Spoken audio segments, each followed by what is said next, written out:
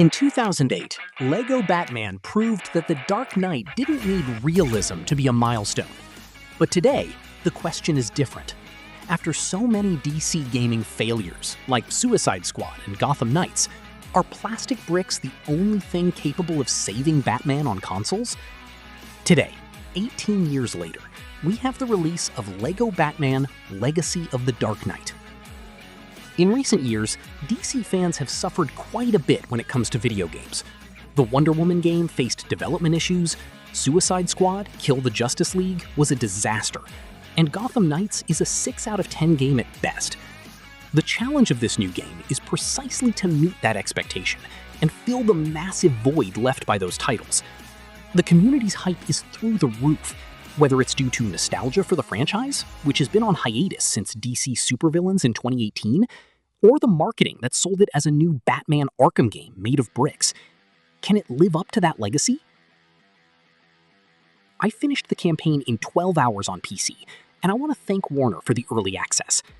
Now, without further ado, let's find out if this legacy lives up to its name.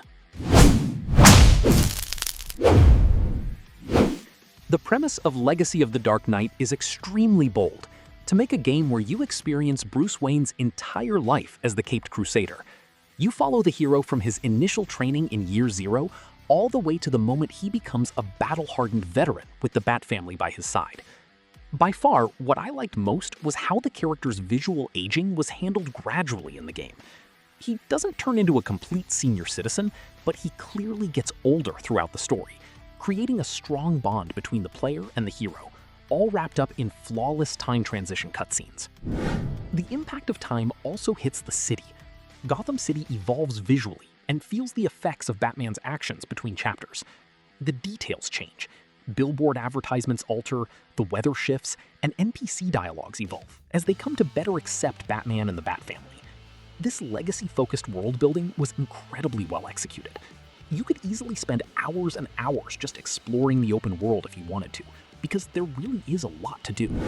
This is, without a doubt, one of the highest points of the game. The concept isn't just to walk through menus, but rather a mechanic to build the base from scratch. You start in an empty, dark cave and expand the rooms with technology as you progress through the chapters, spending your studs to unlock laboratories, vehicle garages, and training areas. It is the ultimate video game Batcave. If you also grew up building Gotham block by block, leave a like down below. And if you're new here, subscribe to Chronicles, because this is just the beginning of our LEGO Batman coverage. The big difference in this new title is that the game abandoned the old simplicity of combat to embrace the acclaimed Freeflow system from the famous Arkham series. You execute that nice, fluid rhythm of landing a punch, directing to the side, and striking another character, dealing with shield-wielding goons, stun batons, and giant brutes. Although it is more forgiving and simplified when it comes to not breaking your combos, the direct inspiration from Rocksteady's franchise brings excellent dynamism to the action. Difficulty. The available difficulties make a real difference in the experience. You have Classic Mode, Caped Crusader Mode with more enemies, and Dark Knight Mode. In the latter, the challenge changes considerably with limited lives. When facing bosses, the hearts represent your health. If you run out of your 3 lives, you are forced to restart from the checkpoint, which demands real effort from the player. Right at the beginning of the campaign, the game features a prologue stage focused on Nanda Parbat. This is where the game teaches you how to play, heavily reminiscent of the classic Batman Begins on the PlayStation 2. You go through a detailed tutorial with Ra's al Ghul, where you learn the dodge and counterattack mechanics alongside the fundamentals of Arkham combat, preparing you for the rest of the journey. The game also mixes moments of open combat with stealth mode. Just like in the Arkham series, you can use stealth movement to hang from gargoyles and clear rooms silently. Meanwhile, in the open world, traversal takes center stage with classic gliding and the use of the Batmobile. However, an important detail: the change in the gliding buttons might confuse veterans at first. Now you hold the X button to glide, and use L1 to launch yourself with the grapple gun, plus L3 to gain speed, requiring a bit of muscle adaptation. After all, we are talking about a game that honors the Arkham series, but also brings its own identity to the gameplay. Unlike previous games in the franchise that featured hundreds of characters, Here we have a much leaner roster with only 7 main heroes. However, each one features their own unique and deep skill tree. Commissioner Gordon uses an incapacitating glue gun, crucial for solving specific puzzles. Barbara Gordon, Batgirl, deploys a tech drone, and Robin uses a grapple gun that ties up enemies, giving real weight to each team member. Having only 7 heroes might seem like a small number, but the difference is that now each one has their own soul. You won't feel like you're playing with a different skin, but rather with a skill set that completely changes how you approach puzzles and combat. By the way, some physical LEGO Batman sets are giving out codes for exclusive in-game items. I left the links to these sets on our YouTube shopping shelf and also in the first pinned comment via Amazon. Secure yours to start the game with an advantage. When it comes to exploration, TTGames brought a brilliant new feature. Out go the exhausting mini-kits and in-come diorama trophies for the Batcave. The stud grind has decreased drastically, and the true hero bar is no longer the main focus. Now you collect upgrade tokens, red bricks, and trophy parts, directing progression toward real skill upgrades and decorating your customizable base. So in a way, the collectible side is also a bit leaner, but there is still plenty of stuff you can hunt down across the map. You acquire the trophies themselves after gathering the 5 mini-kit pieces from each stage, just like in previous games. However, here in Legacy of the Dark Knight, you actually have a trophy room, and it looks wonderful in the Batcave. It makes you feel like you are Batman himself, acquiring various items for your trophy room, just like in the various adaptations and comic books. The script is a creative reinvention. The game shines by blending cinematic eras in an unprecedented way. The gothic aesthetic of Tim Burton, the flamboyant tone of Joel Schumacher, the realism of Christopher Nolan, and the grit of Matt Reeves' The Batman. The developer tied all these atmospheres into a single timeline, respecting the essence of the hero with that characteristic LEGO humor.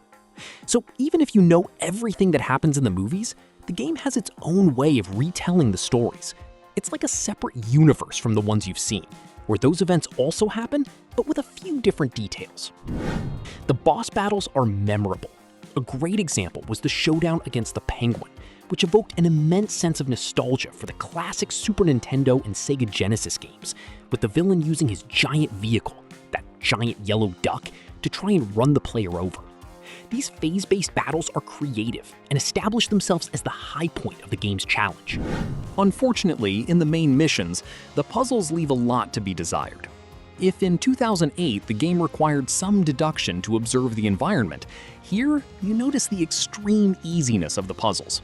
The solutions are always very obvious, ready to be solved quickly by any 10-year-old child. Of course, the game is also made for kids, and its goal is to be accessible to all kinds of audiences. But if you replay the first LEGO Batman, for example, you will see that you can't solve every puzzle easily on your very first playthrough. Even so, the overall experience is amazing. This doesn't diminish the game's value to the point where I'd tell you not to play it, but this detail is important to point out. This simplicity affects another area. The game's new structure allows you to achieve 100% completion on a stage on your very first run, because you always enter with the exact characters needed to complete all objectives. This completely takes away the incentive and desire to return to stages in free play mode with other members of the cast, killing the traditional replay value of the series. Remember how in previous games you had to unlock a specific character to open a certain area? You don't have that here. Despite the exciting story, the main campaign is very short, clocking in at around 12 hours. For a project that markets itself as the grand legacy of Batman's entire life, it lacked important comic book arcs, aside from a slight touch of Year 1/0 year, and the inclusion of core Bat family members like Jason Todd and Tim Drake. The game ends abruptly when the cinematic references run dry, leaving the feeling that there was room for much more. The 12-hour campaign leaves you wanting more, especially with the absence of names like Jason Todd. The game ends right where the movie references stop, which makes me believe Warner is saving the rest for next year, riding the hype wave of The Batman Part 2. It's a high-stakes gamble, but it could keep the game alive for a long time. Finally, PC optimization deserves criticism. Even running on a top-of-the-line machine with 64 gigabytes of RAM, an SSD, and an RTX 5070 graphics card, the game suffered from annoying stutters during cutscene transitions and FPS drops during gameplay. It is a flaw that Warner urgently needs to fix with performance patches. Even on a powerful rig with an RTX 5070, the stutters are annoying. Remember the rough PC launch of Arkham Knight? It's not quite that level of disaster, but Warner needs urgent patches so the performance can do justice to the game's visuals. At the end of the day, the answer is yes. Despite the pacing flaws, the lack of replay value in the stages, and the poor computer optimization, the game wins you over with its extreme dedication to the source material. The world building and the refreshed combat system make up for the missteps. Even with its flaws, I can confidently state that this is the best DC game released in the last 8 years. My score is a 9, and it's not just because of the hype. It's because after 8 years of disappointments with DC, we finally have a game that understands what makes Batman, Batman. It might not be the hardest game, but it is undoubtedly one of the most fun in the character's history. If you haven't secured your copy yet, check out the affiliate links in the description to get the best price and help support the channel. And tell me in the comments, do you prefer the realistic Batman from the Arkham series or this fun LEGO approach? Comment down below and I will reply to you. And don't forget to subscribe to the channel and hit the notification bell. The game is about to drop for everyone, and we are going to bring a lot more videos, so to stay tuned firsthand, you need to have that bell turned on. Take the opportunity to watch this video I posted recently about the various Batsuits confirmed in the game. Did you want Absolute Batman in LEGO? I talked about that suit and several others in this video appearing on your screen right now.